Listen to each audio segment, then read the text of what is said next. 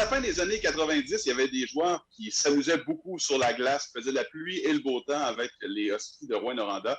Et parmi ces joueurs-là, il y avait James Desmarais qui a levé les foules avec des buts, des passes incroyables. James, bonjour, comment ça va? Ça va bien. Ça va bien et vous? Oui, ça va très bien. Avant de parler de ton parcours en tant que joueur de hockey, j'aimerais savoir, tu es rendu où? Tu fais quoi maintenant? Mais écoute, maintenant, depuis que j'ai arrêté de jouer, revenu au Canada, j'ai travaillé un peu dans les ventes. Mais quand COVID a frappé, il y a tout qui a fermé. Alors, depuis ce temps-là, à peu près une année, une année, je travaille sur un projet en finance, quelque chose que j'ai toujours voulu faire, mais je n'avais pas vraiment le temps de le faire. Puis avec COVID, j'ai vraiment eu le temps de vraiment me lancer là-dedans. Je ne veux pas vraiment trop en dire là-dessus, mais c'est en finance, puis c'est quelque chose que on peut dire que j'ai trouvé une passion pour faire de quoi autre que le hockey. Les finances, est-ce que c'est quelque chose qui tient depuis longtemps? Est-ce que ça fait vraiment plusieurs années ou c'est arrivé il y a quelques temps? Non, mais quand j'ai passé en Irlande du Nord, mes 2 dernières années en tant que joueur, j'ai retourné à l'école parce que je me suis dit, écoute, je suis à la fin de ma carrière. Puis j'ai arrêté l'école à 18 ans, puis je ne savais pas quoi d'autre faire. J'ai toujours fait de l'hockey. Alors, j'ai retourné à l'école, j'ai fait une maîtrise en gestion en Irlande du Nord, puis j'ai pris beaucoup de différentes cours, puis j'ai pris un cours en finance, puis j'ai vraiment trippé là-dessus. Puis j'ai trouvé, comme j'ai dit, une autre matière que vraiment j'aimais faire, j'aimais apprendre. Puis alors, c'était un peu. C'est ça, j'ai trippé là-dessus, puis j'ai toujours voulu rentrer dans ce domaine-là. Puis là, j'ai eu ma chance quand COVID a frappé. Oh, wow, ben quand même, c'est une mauvaise nouvelle pour l'humanité, mais pour James Desmarais, personnellement, ça a quand même bien tourné. Oui, écoute, c'était pas tout le beau temps non plus parce que c'est quand même quelque chose de grand qui est arrivé dans le monde, puis ça a changé notre monde en entier. Mais pour moi-même, personnellement, professionnellement, j'ai pris le temps de vraiment me lancer dans quelque chose que je voulais faire. Alors, de ce côté-là, c'était une bonne affaire. Ah, excellent, excellent. On va parler de ton passage dans la LHJMQ pour le début de ta carrière professionnelle, parce qu'en 1996, tu as été repêché par le Titan de Laval. Tu as joué 2 saisons là-bas, tu es allé ensuite jouer pour Rouyn-Noranda en 98-99. Et là tu as eu une méchante grosse saison. Là. 66 matchs, 62 buts, 73 passes, 135 points en 66 matchs. Plus que 2 points par match. Qu'est-ce qui te vient en tête quand tu penses à cette saison-là? Cette saison-là, il y a tout qui allait bien. J'étais échangé pendant le camp d'entraînement. J'ai aussi été faire le camp d'entraînement avec les Bruins de Boston. J'ai pris beaucoup de confiance là. Puis aussi, il ne faut pas oublier qu'à Rouen, il y avait une méchante équipe en plus. C'est un bon entraîneur avec Jean Prenovo. Il y avait Mike Ribeiro qui était là, avec qui j'ai joué la plupart de l'année. Jérôme Tremblay, Timchenko, Randy Copley. On avait vraiment une bonne équipe, même en défense. On avait Jonathan Gauthier, Pietro Polo. On avait une méchante équipe. Là. Alors, il me semble que tout allait bien cette année-là. Puis la chimie a pris entre moi, Mike, puis Jérôme Tremblay. Puis c'est comme qu'on faisait qu'est-ce qu'on voulait sur la glace. C'était vraiment une des années les plus fun que j'ai connues. Y a-t-il un moment dont tu vas toujours te souvenir, un but, une passe, une réaction de la foule, ou peut-être une punition que tu as eue, ou peu importe, un moment que tu te dis, OK, ça, je vais toujours me rappeler de ce moment-là. Soit, tu disais que tu jouais avec Ribeiro et Tremblay aussi, mais il fallait quand même suivre le rythme de Ribeiro parce que lui, il a fait des 160 points, je pense, cette saison-là. Oui, Mike, c'est un spécimen, c'est un gars super doué, tout un joueur de hockey. Puis, comme j'ai dit, on s'entendait bien sur la glace.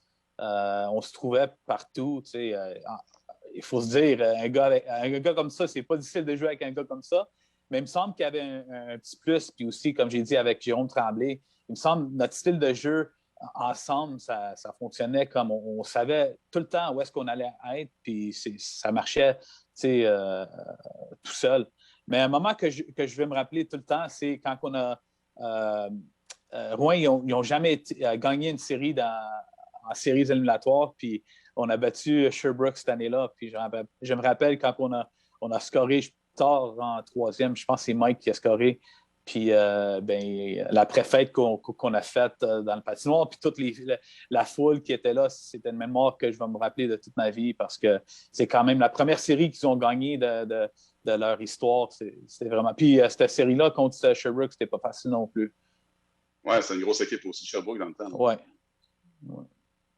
Puis, tu parles de ton équipe de Rouen-Noranda, qui est une grosse équipe, mais pas juste offensivement, mais physiquement aussi, parce que j'ai regardé les statistiques de cette année-là, puis ce qui m'a frappé, c'est qu'il y a plusieurs joueurs qui avaient pas mal de minutes de punition. En tout, il y avait 9 gars avec 100 minutes de punition. Il y en avait 2 qui avaient presque 300 minutes de punition. Ça brassait. Oui, on avait Gagnon, on avait Lehoux. On avait des toughs aussi. On avait tout, honnêtement. Cette année-là, c'est triste parce qu'on aurait pu vraiment faire plus.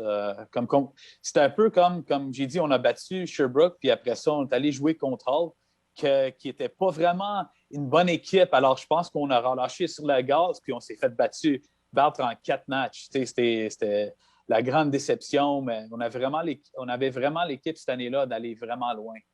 Quand vous avez été battu en 4 matchs, c'était quoi la réaction dans le vestiaire? Après, mettons, 3 défaites, tu dis-tu, ça n'a pas de bon sens? Qu'est-ce qui se passe? Il faut qu'on fasse quelque chose? Oui, je ne me rappelle pas exactement de tous les détails, mais il n'y a rien qui fonctionnait. C'est comme quand on a gagné contre Sherbrooke, c'est comme il y avait une ballonne, puis tout à coup, il y avait une trou, puis on a vraiment relâché sur le gaz. Puis je pense Hull, ils ont ressenti ça. Puis ils nous ont battus. Puis quand tu commences à douter, ça glace. Puis c'était frustrant de jouer contre eux aussi. C'était vraiment un des regrets que j'ai eu dans ma carrière, surtout junior, c'est cette série-là. Parce que, comme j'ai dit, on avait vraiment l'équipe d'aller loin cette année-là. On avait vraiment une machine à Rouen. Vous avez une grosse machine sur la glace, puis ça faisait des buts, ça faisait des punitions aussi, mais ça brassait. Est-ce que ça brassait aussi en dehors de la patinoire? Comment ça se passait la vie à Rouen cette année-là? Brasser dans quel sens du mot brasser? Le sens que tu veux. Écoute, moi, je viens de Montréal. C'est une grande ville. J'ai joué à Laval 2 années. J'ai habité chez moi pendant 2 années. Puis c'était la première fois que je sortais de chez moi. C'est la première fois que, Rouen, c'est pas Montréal non plus. C'est une petite région. Moi, j'ai adoré mon temps à Rouen. Puis, écoute, on a eu beaucoup de fun sur la glace. Puis personnellement, j'ai eu beaucoup de fun aussi en dehors de la glace. C'était une autre chose. Tu te promenais dans la ville, tout le monde te connaissait. C'était vraiment autre chose que j'ai connu à Montréal. C'était la première fois que ça t'arrivait de te faire reconnaître, j'imagine, parce qu'à Laval, à Montréal, il y en a pas mal de monde, là, mais il y en a moins un peu. Puis tu sais, t'es la vedette là-bas. Là. Oui, c'était un gros changement pour moi personnellement. Puis, c'est autre chose. C'est là-bas, à Rouen, dans cette époque-là, je ne sais pas, à ces jours, là, mais tu n'avais pas grand-chose à faire à Rouen, sauf aller au match de hockey, puis faire la fête après. C'était un grand changement pour moi. Puis aussi, je n'avais pas mes parents alentour pour vraiment me structurer. Alors, j'ai eu du fun là-bas. Tu avais la liberté de faire ce que tu voulais. Là. C'est ça. Tu as eu beaucoup de plaisir à Rouen, de ce qu'on peut comprendre, autant sur la glace qu'en dehors aussi. Après ça, après ta carrière junior, tu as été dans différentes équipes aux États-Unis, dans la Ligue américaine, dans l'East Coast League aussi. Et puis, après ça, tu es parti 1 an en Italie. Comment ça, en Italie? Mais la dernière année aux États-Unis, je me suis fait échanger 4 fois pendant l'année, en 6 mois. 4 fois? Puis puis on parle de... Ben, pas échangé 3 fois, mais j'ai fait 4 équipes. Alors, on parle de... J'ai conduit de Montréal à Arkansas à Pennsylvanie, Ohio, Caroline du Nord. Tout en voiture, puis avec ma remorque, ma famille, parce qu'à ce temps-là, j'avais mon garçon, le premier. Alors, c'était vraiment pas le fun de se promener comme ça. Alors, je voulais vraiment essayer d'aller en Europe parce que je pensais qu'il y avait plus de stabilité là qu'aux États. Alors, la seule place que je pouvais vraiment trouver un contrat, c'était en Italie. Alors, j'ai été là-bas. Puis c'était vraiment une différente expérience pour moi parce que j'ai été à un village je pense qu'il y avait 1500 personnes, 2000 personnes. C'était une station de ski, dans le fond, dans les Alpes. Il y avait vraiment, vraiment rien à faire, sauf jouer au hockey puis dormir. J'ai dormi, je dormais des fois des journées je sais pas, 6-7 heures pendant la journée. Là. C'était vraiment, c'était autre chose. C'était vraiment autre chose. Chance que Wow. ma femme à cette époque-là, elle était enceinte pour notre deuxième. Alors, on ne voulait pas se promener trop, mais il n'y avait rien à faire. Puis le hockey aussi était vraiment différent. Vraiment Différent différent dans quel sens? En quel sens? Ben, la patinoire était plus grosse. Tu avais seulement 4 étrangers, des importés comme moi. Puis, je ne savais vraiment pas à quoi j'avais jamais eu une expérience en Europe avant ça. Puis je ne m'attendais pas à vraiment. Le hockey change. Quand tu vas en Europe, c'est différent. Il y a beaucoup plus de pression sur les étrangers aussi. Ils ont connu vraiment une bonne saison la saison avant que j'ai été là-bas. Alors, ils attendaient à une grosse saison encore. Puis j'étais vraiment jeune aussi. J'avais 23 ans. Puis c'était une bonne expérience. Une bonne expérience, mais c'était différent. Je ne m'attendais pas à ça. Et ton parcours en Europe, ça s'est poursuivi aussi en Suisse, en Autriche. Et puis là, en 2015, 2016, 2017, tu as été à Belfast, en Irlande du Nord. C'est quoi le hockey, la vie en Irlande du Nord? De l'impression qu'on a d'ici, c'est que ça doit brasser pas mal aussi. Il doit y avoir pas mal de mise en échec de la bagarre, non? Oui. J'ai fait 8 ans.